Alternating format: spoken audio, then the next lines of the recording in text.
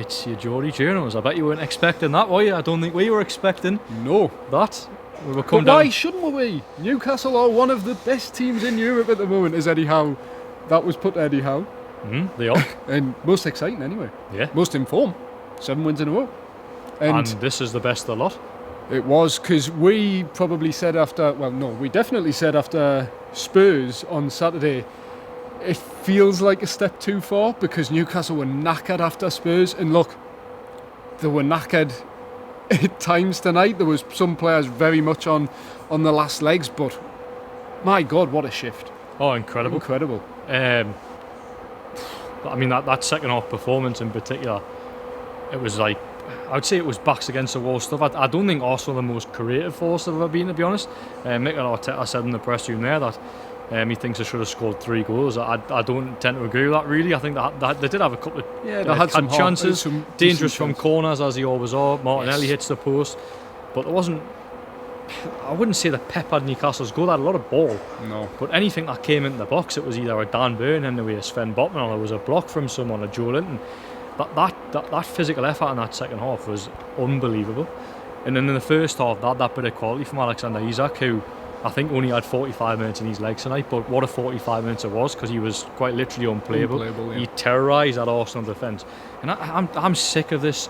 Every time we come to Arsenal and Arsenal's linked with Isak, I'm sick of hearing it. Right, you were annoyed when Isak arrived, because he got a warm reception from the Arsenal fans. Welcome to Arsenal, welcome home, Alexander. Gunnosaurus going, you're coming here. Shocking. Gunnosaurus, you should be ashamed of yourself. Arsenal, glorified Stoke City, you have not scored against Eddie Howe's Mags this season. You should be ashamed of yourselves. Rubbish. I just hate it. I'm sick of it. It's constant with the Isak to Arsenal. It's jarring. You can see why, because these have Kai Havertz, who literally can't hit a barn door. Paid 65 million for him, by the way. Couldn't Isak 63. Anyway. But the thing that really irks me about this Alex and Isak stuff, and I'm sorry I'm going on a tangent here, because we're going to reflect on an unbelievable performance, but Alexander Isak, if he goes to the next club, it shouldn't be Arsenal.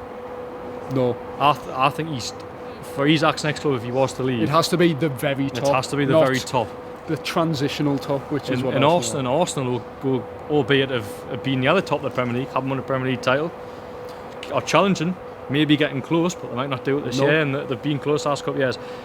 I just hate the fact that there's almost like an arrogance of Arsenal, where it's like, we can go and sign Alexander Isak if we want to. You can't, because if you want to sign him, you're going to have to pay 150, 160 million pounds for him. And as I said before, I actually think Arsenal's next destination, albeit it's probably a step up, isn't big enough of a step up.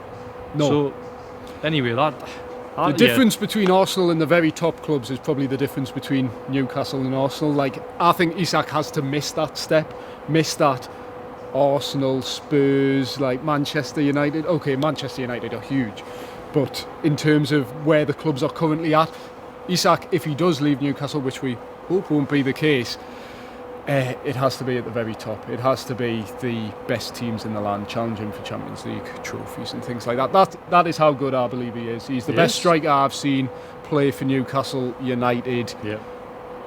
Apart from the main man, Alan Shearer. Yeah, it's hard to ever until Alexander Isak scores 260 goals. Hey, he's not far off. 50. I know. But I tell you what, that is 50 goals and 89 appearances. That is a phenomenal record. Yes. But look, it was a reminder that he's top class, and this whole Arsenal link stuff, I'm just fed up with it. He's here. It's Newcastle's player, and if they keep on going the way they're going, then Alexander Isak will fulfil his ambitions. Here at Newcastle. Yeah.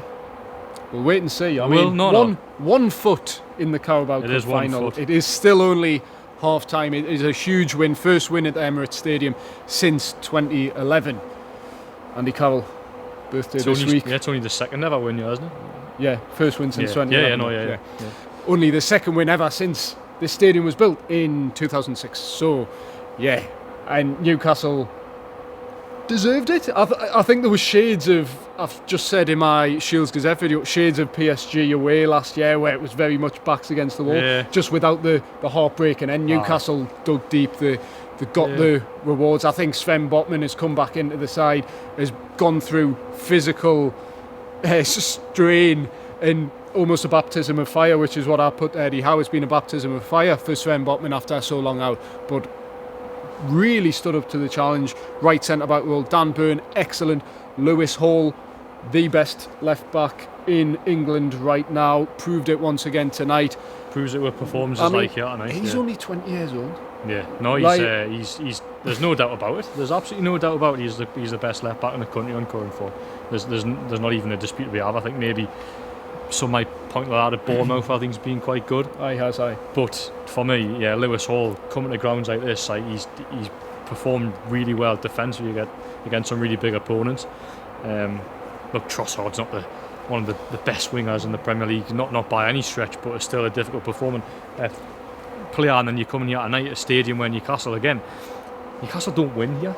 No, they don't win at Old Trafford, and always they can get a battering off Tottenham Hotspur every so often there. To win three games, those 3 games away from home just over the course of a season is impressive. To win them in such a short period in successive games is remarkable. And Newcastle take some stopping at the moment by the looks of it, because I think, look, Mikel Arteta did say after the game, like he said, maybe his team could have scored 3 on another night, but I mean, Newcastle defended really well. Martin Dubravka, who we'll get on to in a minute, had another really good game. I'd say he probably had his best game so far, even though he's kept 5 clean sheets now. That was the most active he's had to be. Yeah, he was brilliant. It was the corner kicks, wasn't it? As you go, I hope you don't go on a coughing fit here. I know, I had a coughing fit yesterday where I had to really edit the video, and I think I might have one again.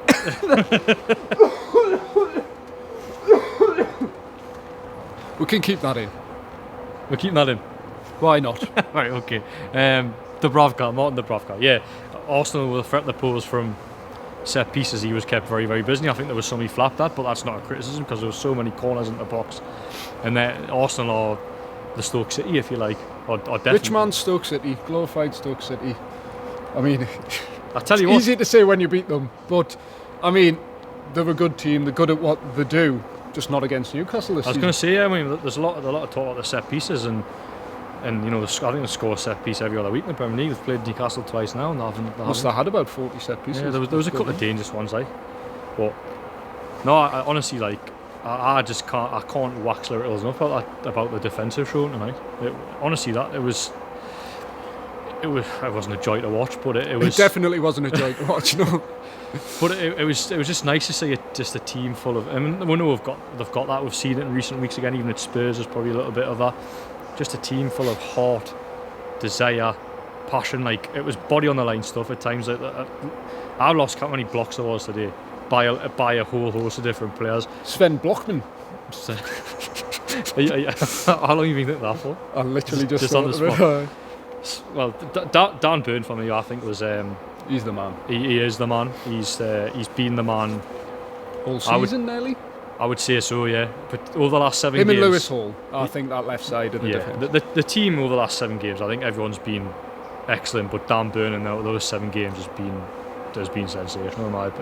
Sensational. He's just been a giant, quite literally a giant. But nothing's getting past him at the minute. And Botman playing on a sort of unfamiliar right hand side on the back of 10 months out. To perform the way he has in the last 2 games is incredible. And to get through 180 minutes as well. And shows his quality and shows that actually he looks like he's back to his best. I know it's probably a short-sighted opinion based on 2 games, but Sven Botman's showing signs where he's been brilliant, and there was times when he came back from his injury last year and he looked miles off it, but he doesn't look like that now. Yeah. He looks like the player that he was 22, 23 Champions League qualification season, and the back four, the midfield three. I know we had said about the midfield three. I didn't think. Well, it's the first time that Newcastle won without Bruno in the side, which again was put to Eddie Howe in his press conference. I actually thought the midfield three, I think Tonali played well. Joe Linton battled. I think Joe Willock just was a bit passive in the game. He was a bit clumsy in possession. Against his former club was withdrawn. Sean Longstaff came on. Newcastle, it was just backs against the wall at that point. I think the midfield three were good in the game, but the defence really, the front three and the defence basically stole the show. The midfield, I thought Tonali was really good. I thought he covered loads of ground. He did. He did the job at two midfielders. Endless. I think his tank never empties, and I think the Italian manager said that. Spalletti. Yes.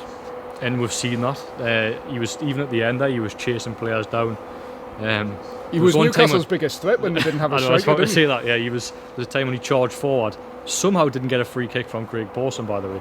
But yeah, that was a funny thing by the end, because Newcastle, and that's one thing I'll give Eddie Howe credit for, is he recognised that his team were tired and he didn't wait this time. Isak had to come off on the hour mark. Probably should have came off at half time if you believe what Eddie Howe was saying. Yeah, exactly. So full praise to him, because he recognised that his players were tired and he made changes.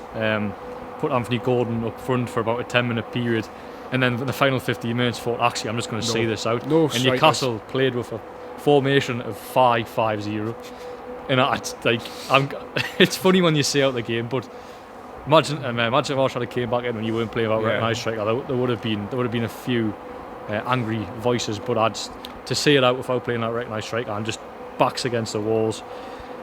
5-5. They did what they had to do, and they've got they've got an advantage I didn't think they would have going into the second leg. We were saying never mind a win. I would have took a 1-0 loss tonight and then made a 2-0 I think a lot of people would. It's just still being in the tie. Now it's like the onus is on Newcastle. They are heading into the second leg as favourites to reach the final, which is a position we probably never thought or didn't expect Newcastle to be in. But now 2-0 advantage, you don't win. Not many teams win here at Emirates Stadium. Was their first defeat since April, I think. Yeah.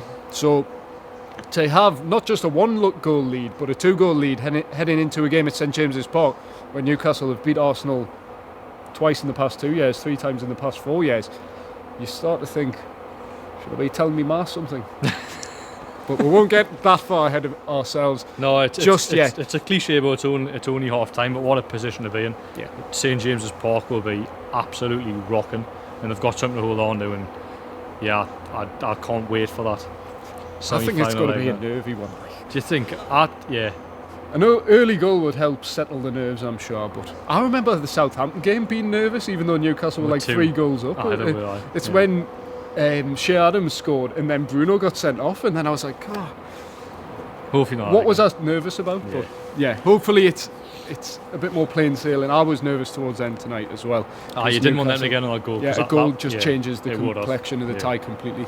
Another shout out as well, Jacob Murphy, another assist. The telepathic link with him and Alexander Isak continues. I'm not sure Jacob Murphy knew much about that assist. It was almost. I'm not taking away from him. It was an assist, and bloody hell, the lad can't stop assisting at the moment. You're right. Him and Isak are telepathic. But yeah, I didn't think he knew too much about it. But you take it. Isak's finish was high, hit off the under side of the crossbar, but you take it. And then Anthony Gordon at the other end, Isak involved again. Murphy involved again. Yeah, well, that was a very clever pass, actually. Yeah, it was. Yeah. So two moments of quality going forward. Moments of quality. Yeah. Newcastle took the chance. Mikel Arteta actually, for once, put it well. Arsenal didn't take the chances. Newcastle were ruthless, and that was the story of the game tonight. Yep. Arsenal had a lot of the ball in Newcastle's half, in and around the area. A lot of crosses into the box. Martin Dubravka had maybe 1 or 2 good saves to make, a couple of punches, and generally just commanded his area quite well. So other than that, a comfortable win. The Housery's back. Win. The Housery's back. They came here a couple of years ago and they got a 0-0, but it was the same defence performance that day. They've shown that again tonight, and they've had a little bit of quality going forward. So what a result, and what a position to be in going into the second leg. Okay, should we address the elephant in the room, or the elephant in the press conference room when we were speaking to Eddie Howe? Because Newcastle win the game, keep a clean sheet. We're all very happy, as I'm sure you all are at home. Martin Dubravka goes over to the fans. He was pushed forward by Dan Burn. Okay. And is serenaded. Yes. Oh, Martin Dubravka, the Newcastle fans, 6,000 of them here tonight. singing his name. He's emotional. Is it a goodbye gesture, in your opinion, what you saw from Martin Dubravka tonight? I think so. He had tears in his eyes. And a player that was stood alone, albeit he was pushed forward by Dan Burn, it usually indicates that it is a farewell, or at least in the player's mind it could be a farewell at the very, very least. Yeah. So, yeah, I mean, should we go on to Eddie Howe's comments, because that for me is, because he was asked about, the first question he was asked about Martin Dubravka, was it a potential goodbye? He said he didn't know. He's been preparing for games. He's not aware of what's currently happening. And then it got a little bit deeper, and I think it was your question at the very, very end, where for me it was, no, there was a couple of more, but yeah, that's when I think it turned, blew it open. Yeah, where it's like, oh, he has pricked up straight away. Yeah. There was a question from Scott Wilson of the Northern Echo. Do you know what's going on? I don't know what's going on. Have to speak to Paul Mitchell. That's important. And then, as well. And why is it important? Because your question was, do you want Martin Dubravka not to stay at the club, to sign a new contract? He's out of contract at the end of the season. Eddie Howe's response: that would be my wish. So Eddie Howe not only wants Martin Dubravka to stay, but he wants him to stay beyond the summer and into next season. Sign a new contract. Is that going to happen? I think, by the sounds of it, Eddie Howe wants that to happen. He said to you previously, to one of your questions, that you have to respect the wishes of the player. Martin Dubravka has a deal on the table at Al Shabab. What happens? I think Eddie Howe obviously has been quite firm and quite clear in his desire to keep Martin Dubravka, but I think the situation, what I was getting from Eddie Howe today, I think it's a situation that is out of his hands, and he feels it's out of his hands a little bit. Yeah, and that's either because the player wants to go, which you understand because he's out of contract at the end of the season. Saudi would offer more lucrative terms, a longer term contract, a guaranteed number one position. So in order to get Martin Dubravka to stay, naturally you'd have to offer a new contract, wouldn't you? You'd have to give him terms that obviously he would like. How many years contract, and that's where it's like football logic / business logic, isn't it? Which was touched upon in the press conference before this game. The business logic is to cash in on a player that's got 6 months left on his contract. If you can get any sort of money in that situation for you'll be 36 later this month. For a player who, in a month's time, might not be in the team. Exactly, with Nick Pope potentially coming back, where Nick Pope has always been the number one since his arrival, as good as Martin Dubravka was historically before Nick Pope's arrival. As soon as Nick Pope is signed by Newcastle, he's the number one. The football logic is Martin Dubravka's been in the team, he's played 7 games since Nick Pope got injured. The 107, he's kept 5 clean sheets. You're 90 minutes away from a Carabao Cup final. You don't want to be in a position where you go into where Nick Pope comes back and he's injured, and you have to rely upon it'll be then your second choice goalkeeper on Black Dimos, but you then look back and go, well, actually could have had Martin Dubravka there if he was still here. So the football logic says you have to keep him, and I'm on the side of football logic. I think there's absolutely no way Newcastle should let Martin Dubravka go. But from a business point of view, you've got to say it probably still does make sense. In a PSR, it's all PSR's fault. It really, isn't it? It is, yeah. It's honestly, it's like two different opinions on business logic and football logic, and that yeah, you're right. That's exactly what these financial rules make you do. They make you weigh up these tough decisions. It should be a no-brainer to keep Martin Dubravka, but because of that financial incentive to get some money off a player that's out of contract in 6 months' time, and then if you were to give him a new contract, what would you have to be? Another year, 2 years? But then in 12 months' time, Martin Dubravka might be sitting on the bench again. So and then you kept a player that you could have got money for or got off the books wage-wise. It's short-term thinking versus long-term thinking versus medium-term thinking. It's like you don't know, because like you say, in a month's time, Martin Dubravka could be out the team. Martin Dubravka has put in great shift tonight. He's actually had little to do in the games that have been previously, but 5 clean sheets, you can't complain. Newcastle's form is brilliant. Martin Dubravka's had a role in that. I wouldn't say he's had a major role, but we saw the first glimpses of that probably Leicester Ipswich games where Newcastle were in control And a large part of that was the ability to play out from the back and his ability. I actually don't think it was great tonight. There was a couple of skewed kicks from Martin Dubravka, but as a goalkeeping performance, I thought he was excellent tonight. And it's a difficult one. I think if Al Shabab are coming and offering any sort of significant money, I'm talking like into the millions, there's been £5 million discussed, which I think is personally is very excessive for someone who's got 6 months left on his contract, 36 years old. If you can get any sort of money for him, it's just sound business sense in the PSR world. It's just weighing up how much you rate Nick Pope and how much you can depend on Nick Pope and his fitness compared to how much benefit you get from Martin Dubravka being part of your squad. Because I think Martin Dubravka possibly knows himself that while he could leave now and be a hero, if he does stay in a month's time, he could be like, why have I stayed? Because I'm not playing football. I've committed to seeing out my contract or even signing a new contract in Newcastle, which probably unlikely, but that's what Eddie Howe wants to happen. And he's in a position where he was a couple of months ago, where he's been wanting to leave Newcastle, and you can't blame him, to get first team football basically since Nick Pope arrived. Everyone expected him to go in the summer. The only reason, was shocked that he stayed in the summer. Exactly, yeah. But the only reason he probably has stayed is, well, he went to Man U, couldn't get a game there, and then came back. Nick Pope got injured, which gave him games. If Nick Pope didn't get injured last season, Martin Dubravka, this would be a very rare chunk of games for Martin Dubravka since his arrival. So it's a difficult one. I'm happy to go with whatever Martin Dubravka wants. He's been a great servant to the football club and can leave as a hero with his head held high. It's just the fear, isn't it? If he goes, and it's like a regret.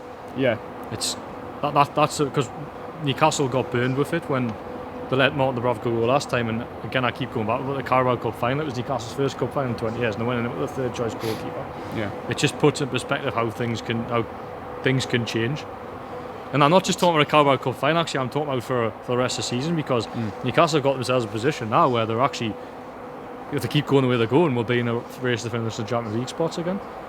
So can you afford, and you're right, it relies on Nick Pope's fitness, because if Nick Pope gets injured, then you've got to rely on Odyssey's Vlachodimos, or it could be John Ruddy. We don't know. We don't know the pecking order, really. I suggest, I think it's Vlachodimos because he's on the bench late, but Ruddy was here tonight as well.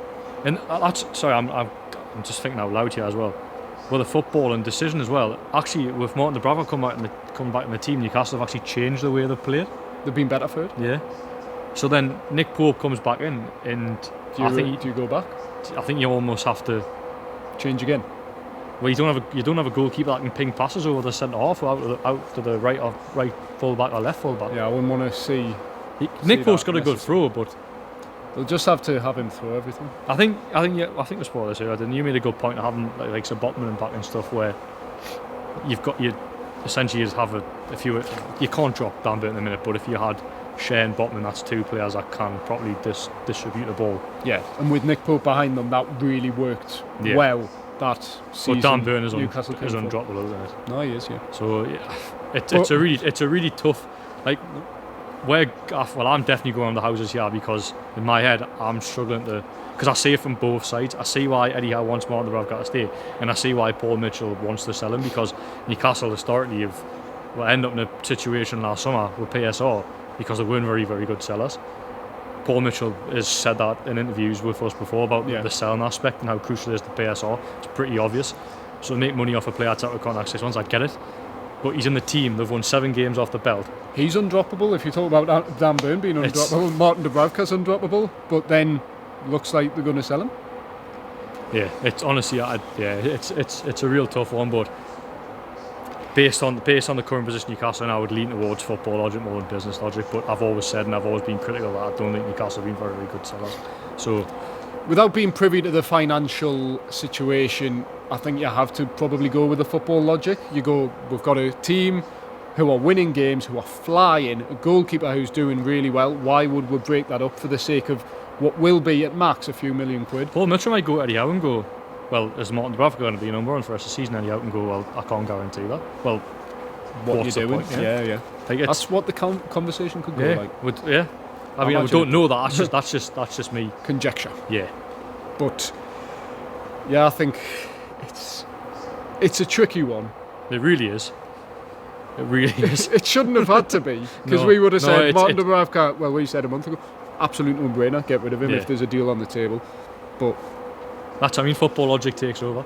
and it has to, because the point I was trying to make actually is you don't know what selling Martin Dubravka could unlock, and until we do, we can't make a business logic decision because we're not privy to the business Yeah, of I it. mean, it could be You very don't good. know how lucrative selling Martin Dubravka will be and what that could unlock. Yeah. If it does unlock something, if they can sell Martin Dubravka, bring in a James Trafford, for example, you amortise that, say you get 5 million, amortise it, you can bring James Trafford in for 20 million and it looks like an even spend on the books. Great. If that's all hypothetical though, we don't know that situation. So I think our stance at the moment, and Eddie, we will agree with Eddie Howe and say, Martin Dubravka, we hope you stay. But again, if you watch our previous video, we're convinced that you probably won't. But Yeah. we'll just have to wait and see, because it was another curveball from Eddie Howe tonight. I still think it'll go. Sounds like it. The gesture tonight, I think, was quite clear from him. Yeah. It's at least in his head he's thinking he might go, and I still think he will. 100%. It would be a major U-turn. But, like- I do wonder Martin Dubravka's head if it's like in front of the way tonight. It's like, actually, Should I I? don't know, but it's look. He's 35. He's got a family. It's like making hay now, isn't it? When you're approaching the Yeah. twilight of your careers. You don't want to be sat on the bench No, when which you could happen. when you're in the final years of your career, regardless of whether it's in the Premier League or not. You want to be enjoying yourself. Yeah. Maybe a bit of sun, No, bit of money, playing football, doing what you love. Wouldn't blame him. but we shall wait and see. If it is to be his last game, then what a way to sign off. Exactly. Yeah. And what a servant he's been as well. Well done, Martin Dubravka. 7 years at the club. Long time. Could have been more. But yes, we'll move on, because Eddie Howe will rotate his squad against Bromley at the weekend. You'd imagine, even if Martin Dubravka is at the club or not, we'd see changes throughout the team, because they look knackered tonight. Yeah. Couple of injury, Yeah. not issue. Well, maybe not issues, but a couple of injuries that Eddie Howe mentioned is Isak, hamstring, Botman, groin. So, look, I don't think they would have played on Saturday anyway, but it just shows that there's a need to rotate. And can you make 11 changes on Sunday? Yes. I think they'll try. Yes. I mean, Bromley, the League Two side, look, shocks can happen in the FA Cup, but if you can't field an 11 capable of beating a League Two side, even with rotating 11 players, then that's not great. So It might be similar to what happened last time Newcastle reached the Carabao Cup final. And I know they're not yet there, but they beat Southampton in the first leg last time, and they got beat off Sheffield Wednesday in the third round of the FA Cup. Of course, I'm not saying that it's going to happen, but it will be some shock for the mighty Bromley and Andy Woodman. Especially at St James's Park. But We'll wait and see, because we'll be back at the Newcastle United, we'll get that right, United Media Centre on Friday to speak to Eddie Howe again. Aye, slaughter. It'd be nice to get a question in this time, actually. You tried. Yeah, I did. You did try. I got in. I snuck in at the end with that. You did. Do you want a new deal for Martin Dubravka? Yes, I hope so. Don Kilabloska. I'll have that. So yeah, we'll be there. But at the moment, Jordan T's and C's, every Geordie Journos video, of course, you should know by now, is sponsored by Mitigate. Mitigate enhances workplace mental health, helping businesses stay compliant, reduce absences and unlock higher productivity, creating healthier, happier teams. And of course, our long-term sponsors, Four Rivers Financial Planning. Four Rivers Financial Planning offer holistic financial advice for all stages of life, ensuring your plan remains robust and adaptable in the ever-changing world we live in. Future-proof yourself. You should, like. Newcastle have future-proofed themselves for a Carabao Cup semi-final second leg by winning 2-0 tonight. Can they get the job done? We'll see in a month's time, February 5th. It's a joke how long the semi-final is actually. It's, right. 4 weeks, man. It's Get too it long. done, man. Get it done. Come on, play it next week. Cancel the Wolves game. Sorry, getting silly now. Yeah. That's how you know it's the end. And yes, you know it's the end. So please remember to like, comment, share, subscribe for all your Geordie Journals content. Ring the bell. We hope you've liked this video. Of course, there's a thanks button if you're feeling particularly generous. We always appreciate anything you have to offer, and everything we get from that goes back into the channel. New mic, light. Good light tonight, Jordan. Yeah, charged inside Arsenal's press room. So thanks for the lecky, Arsenal, and cheers for the win. Aye.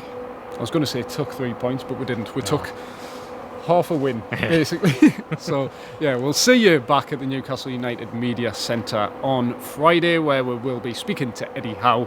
But for now, good night, and this has been your Geordie Journals. Cheers.